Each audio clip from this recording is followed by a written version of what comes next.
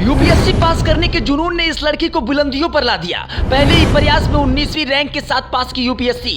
तैयारी के लिए यूट्यूब देखा, टॉपर्स के इंटरव्यू और उनकी हिदायत को अपना तरीका बनाया। रणनीति के साथ हर कदम पर संघर्ष के बदौलत कर लिया मुकाम हासिल। बिना किसी कोचिंग के 1 साल तैयारी किया, सेल्फ स्टडी मटेरियल बनाया और फिर पहले ही प्रयास में रच दिया इतिहास। जान लीजिए लघिमा तिवारी की कहानी।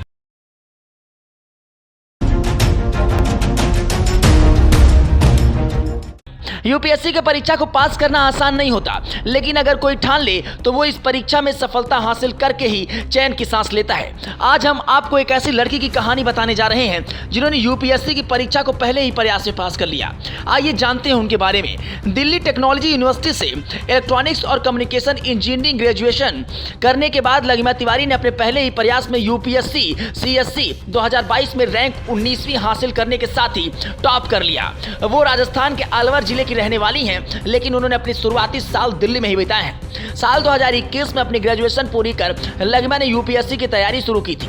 वो शुरू से ही यूपीएससी परीक्षा पास करना चाहती थी, जिसके लिए उन्होंने एक योजना बनाई। अपनी तैयारी को मजबूत करने के लिए उन्होंने यूट्यूब की मदद ली, यानी उन्होंने यूपीएससी तैयारी के 1 साल के दौरान यूट्यूब पर टॉपर्स के कई इंटरव्यू देखे और उनके स्टडी पैटर्न्स को समझने की कोशिश की।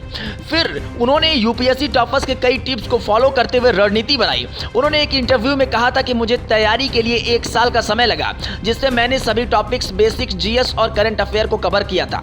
लघिमा तिवारी का मानना है कि निरंतरता ही सफलता की कुंजी है। अपनी यूपीएससी तैयारी के लिए एडवाइस शेयर करते हुए लघिमा ने कहा कि भले ही उम्मीदवार कम घंटों की पढ़ाई करें, लेकिन रोजाना लगातार पढ़ाई करते रहें। इससे उम्मीदवार की पढ़ाई मजबूत होती है।